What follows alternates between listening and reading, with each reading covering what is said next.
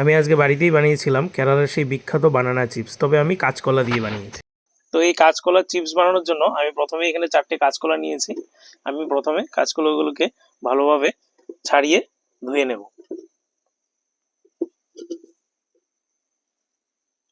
আমি ছাড়িয়ে নিচ্ছি।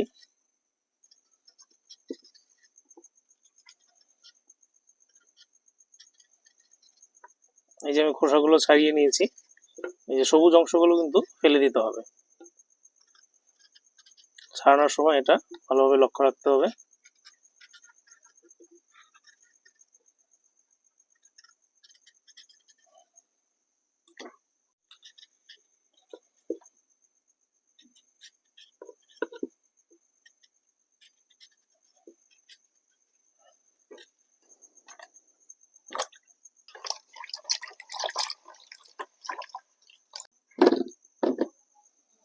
কাঁচকলাগুলো এখানে খোসা ছাড়িয়ে নিয়েছি। এবার আমি একটা পাত্রে একটু হলুদ, আমি এখানে 2 চামচ হলুদ নিয়েছি, আর কিছুটা কাঁচা সর্ষের তেল দিয়ে দিলাম।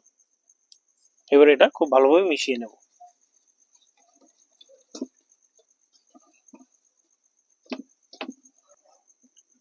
এবারে আমি কাঁচকলাগুলোকে এখানে চিপসের মতো পাতলা করে কেটে নেব।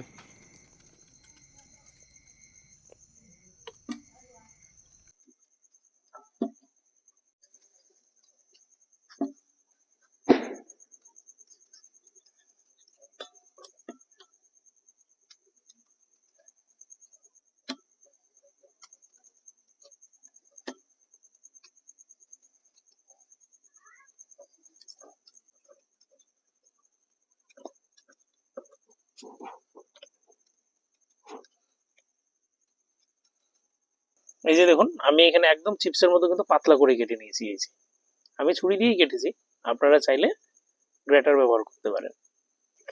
এখানে কলা কিন্তু সব কাটা হয়ে গেছে। আমি প্রথমে নুন দিইনি, এবার ওপর থেকে একটু নুন দিয়ে দিচ্ছি। খুব বেশি নুন দেবো না। এবারে সবকিছু একসাথে একটু মেখে নেব।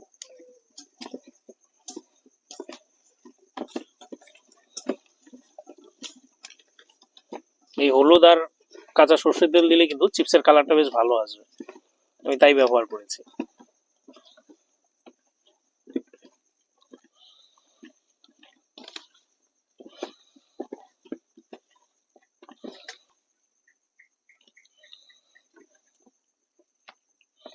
এখানে কাঁচকলাগুলো খুব ভালোভাবে মেখে নিয়েছি আমি নুন, হলুদ এবং তেলের সাথে। আর এখানে আমি সাদা তেল গরম করে নিচ্ছি। তেল গরম হয়ে গিয়েছে, এবারে আমি চিপসগুলো ভেজে নেব।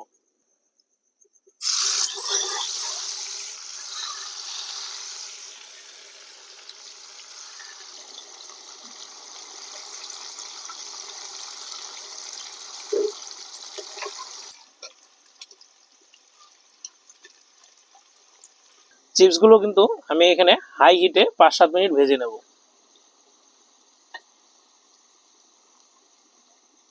এখানে কলার চিপসগুলো ভাজা হয়ে গেছে। এই যে দেখুন, আওয়াজ দেখেই বোঝা যাচ্ছে মুড়মুড়ে হয়ে গেছে। এবারে কিন্তু আমি নামিয়ে নেব।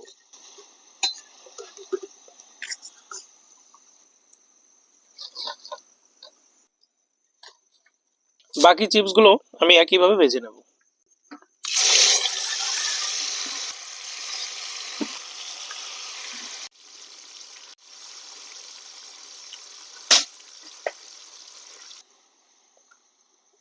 বাকি কলার চিপসগুলো আমি ভেজে নিয়েছি, এবারে নামিয়ে নেব।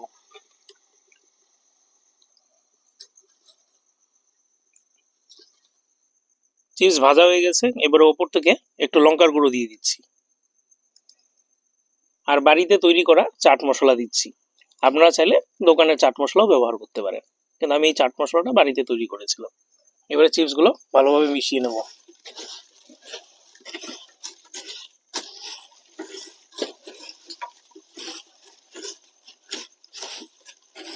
চিপসগুলো দেখুন কতটা মুচমুচে হয়েছে, আমি 2-3টে ভেঙে দেখাচ্ছি।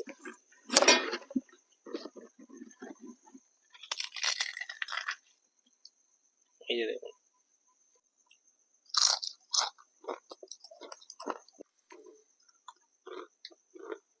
তো আপনারাও বাড়িতে কাঁচকলার এই চিপস ট্রাই করবেন, খুব ভালো লাগবে খেতে।